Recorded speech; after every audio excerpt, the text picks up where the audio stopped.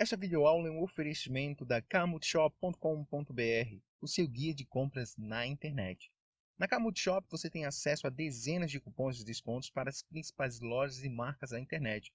E também a um vasto catálogo com centenas de produtos e serviços, além de todas as vantagens do Clube Car. Visite-nos. O link está na descrição do vídeo. Vai lá, recomendo. Esta é mais uma videoaula da série Todos contra o Câncer. Promover a saúde é o nosso objetivo. Bem, agora nós iremos falar sobre genes supressores. E o que são genes supressores? Os genes supressores são genes responsáveis por funções específicas no organismo que, se executadas corretamente, vão inibir o surgimento de tumores cancerígenos.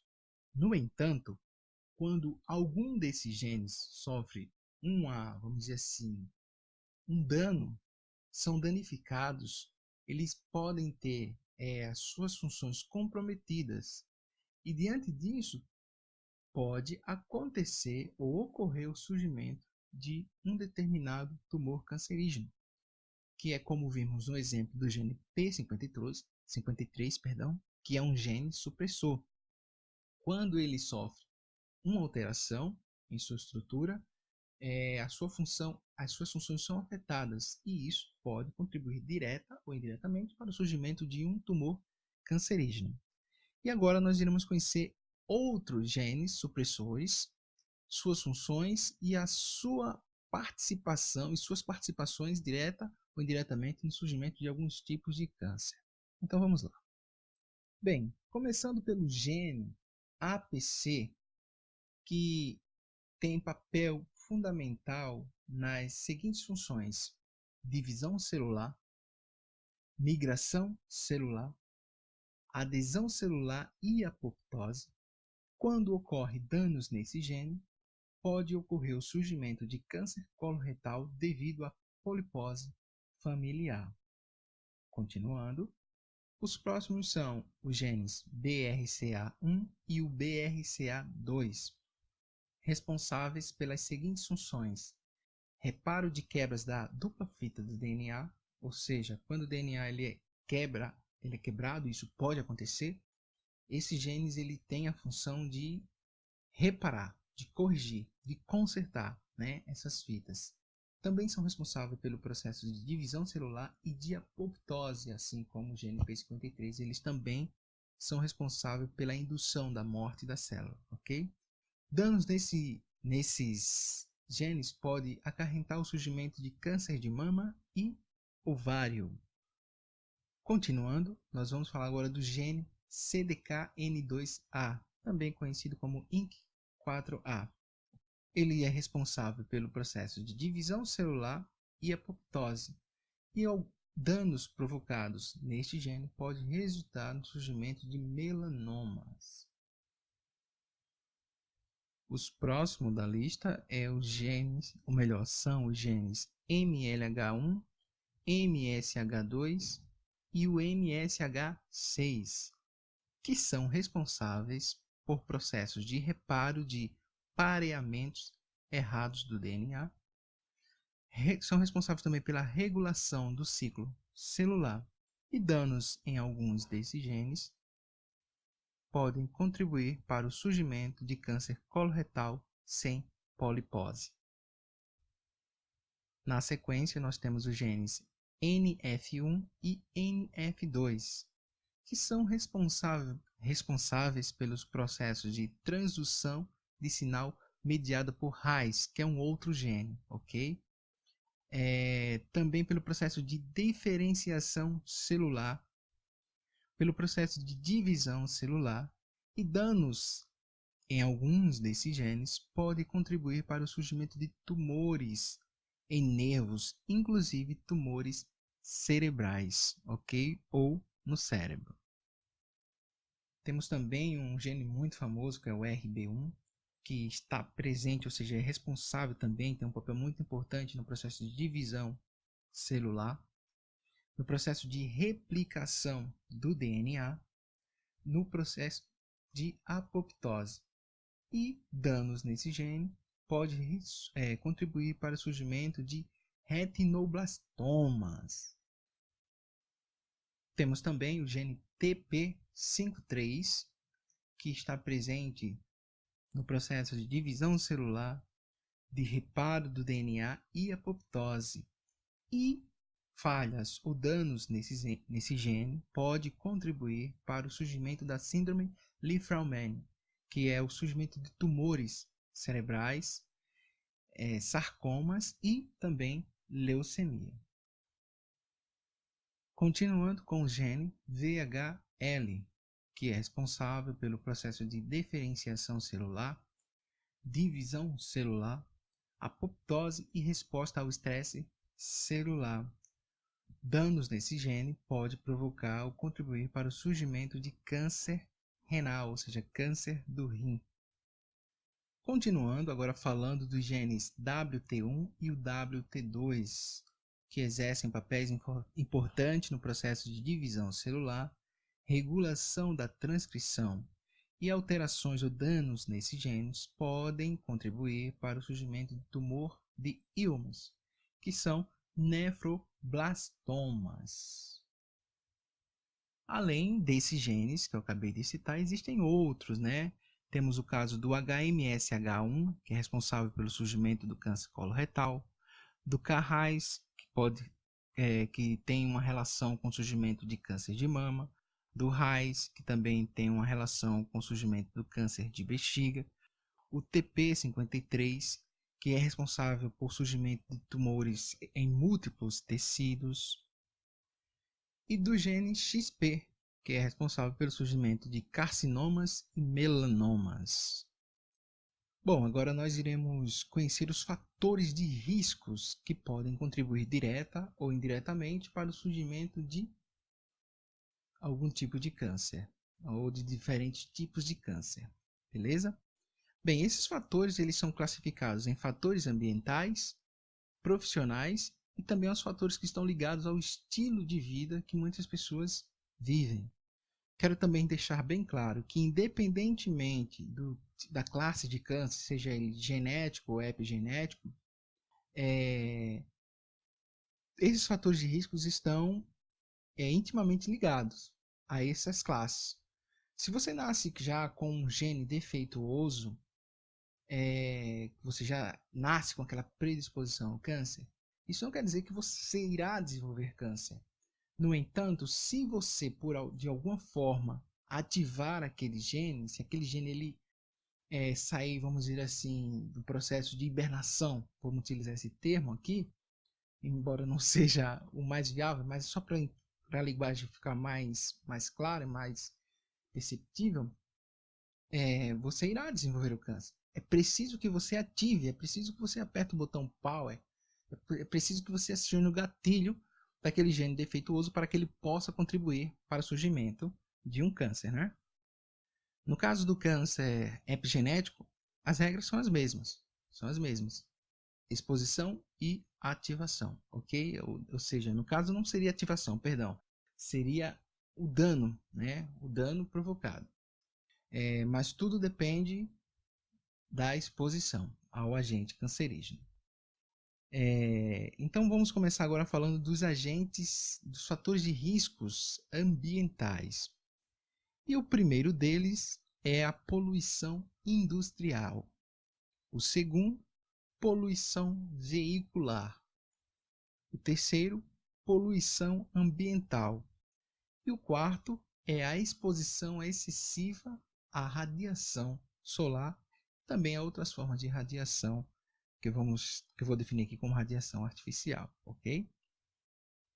Mas vale ressaltar que tudo isso não quer dizer que quando você se expõe a esses fatores de risco que você irá desenvolver o câncer. Tudo vai depender do tempo de exposição, ok? Isso não quer dizer que se você ficar no sol um período de tempo, durante um dia ou dois, você irá adquirir câncer. Não, isso é um processo longo, é um processo que exige tempo, né? Para que possa ocasionar, no caso do epigenético, uma mutação genética ou ativação de um gene defeituoso no caso do câncer genético, ok? Agora vamos conhecer os fatores de risco profissionais. Vamos conhecer alguns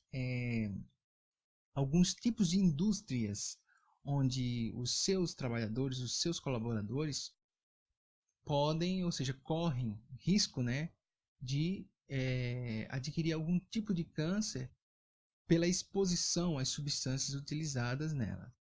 E começando, nós temos aqui a agroindústria, na sequência a indústria de celulose, a indústria de couro, também nós temos a indústria gráfica, sem falar do exercício de algumas profissões, como aquelas pessoas que trabalham vamos dizer assim, na construção de asfalto, né, onde elas se expõem a agentes cancerígenos de valor, vamos dizer assim, de elevada ação.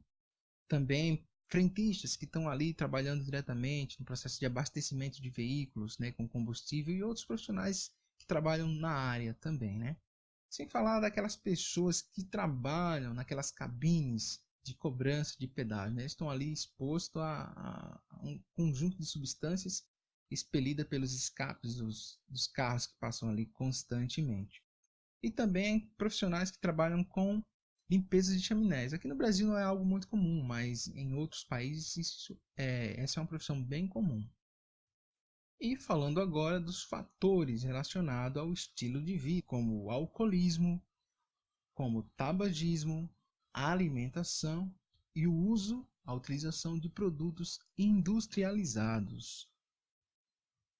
São fatores que contribuem direta e indiretamente para o surgimento de câncer. Ou seja, é claro que tudo depende da constituição física e da exposição a esses agentes cancerígenos.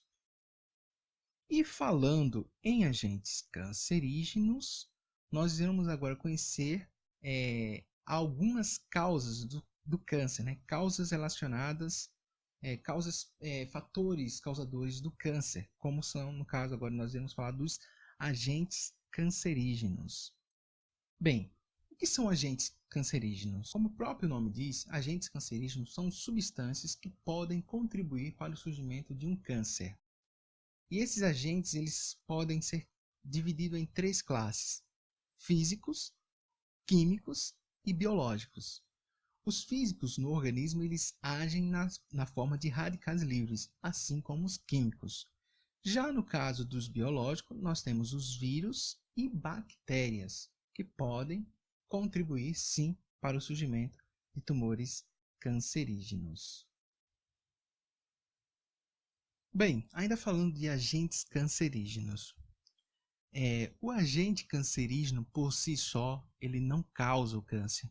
Ele em si só, por si só, ele não causa o câncer, né? O agente cancerígeno aqui nós vamos chamar de agente específico. Ele provoca o que conhecemos como causa necessária. Mas a causa necessária, ou seja, como já falei, que é o agente cancerígeno, o agente específico por si só, não causa o câncer. É necessário a causa necessária associada à causa predisponente. Então, é preciso a presença do agente causador, no caso do agente cancerígeno, ou agente específico, que forma a causa necessária, associada à causa predisponente, que eu posso definir aqui como a predisposição, né? A predisposição ao surgimento daquela doença. Então, quando temos a causa necessária mais causa predisponente, nós formamos a causa suficiente. E aí sim, nós temos a doença, a origem da doença, o surgimento da doença. No caso aqui, o câncer. Então, só para rever, o agente cancerígeno por si só não causa o câncer, mas ele é responsável pelaquilo que nós chamamos de causa necessária. Então, o agente cancerígeno ou agente específico é a causa necessária. Quando essa causa necessária é associada à causa predisponente ou à predisposição, né, por sua parte, ou seja, do seu organismo, formam a causa suficiente, que é o que dá origem à doença, ok? Então, existe um conjunto de fatores que se associam para poder dar origem à doença. Outros fatores que estão relacionados também ao surgimento do câncer, de tumores cancerígenos, é o processo de metilação do DNA, modificações de histonas e imprint genômico. Bom, talvez vocês não saibam o que isso quer dizer, né? Cada tópico desse.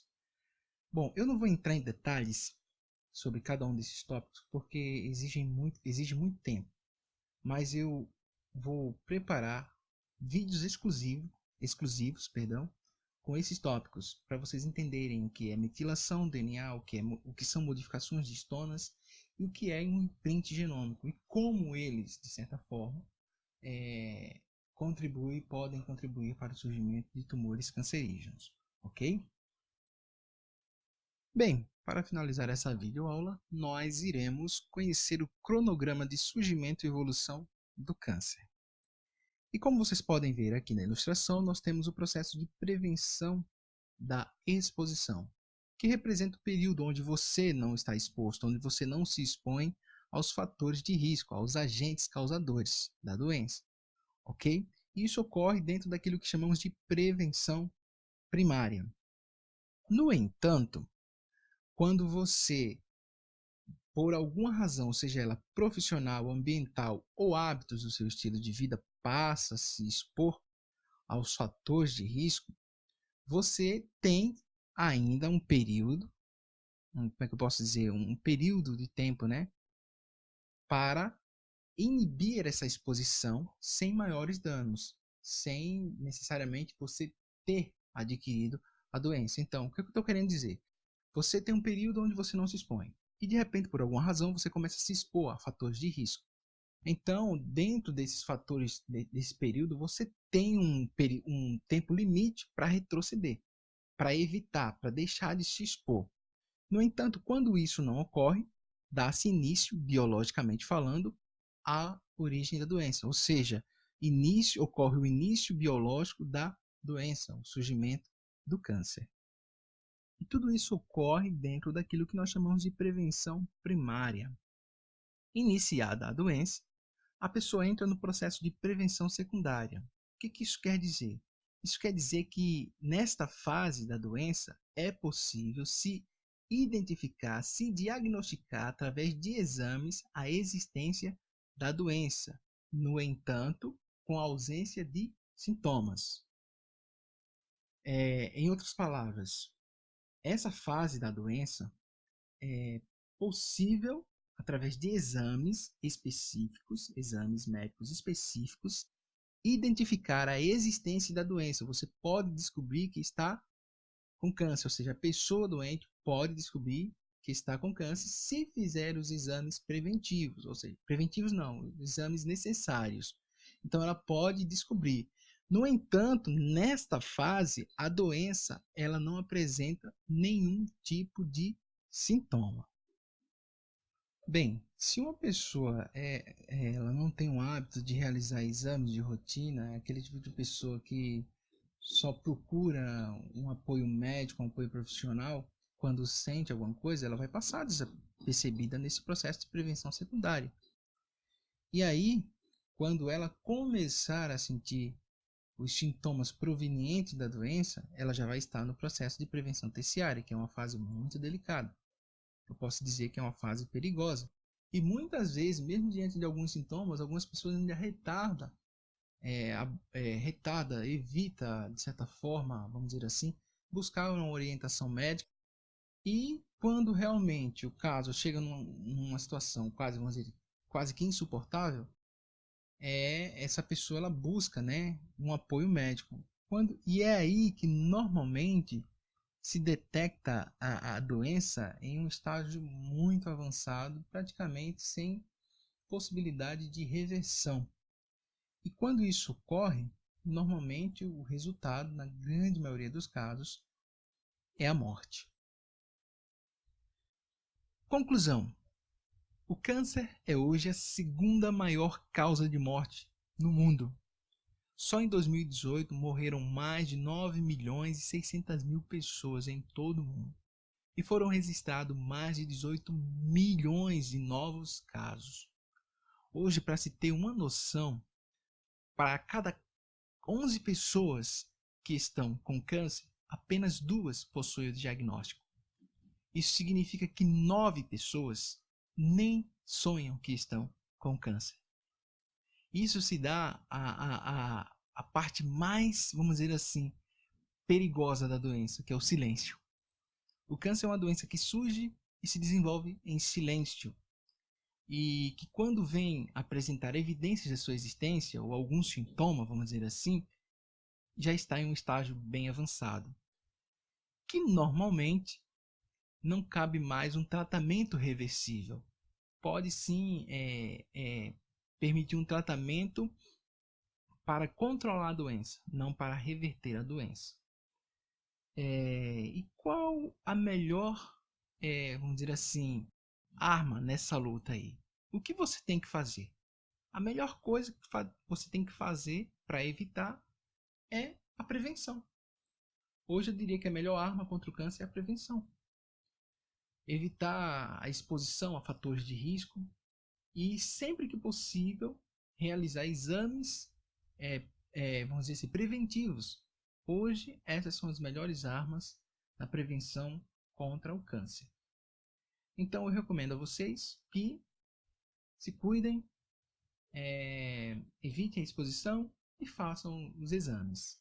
E só lembrando, essa videoaula é a primeira da série Todos contra o Câncer.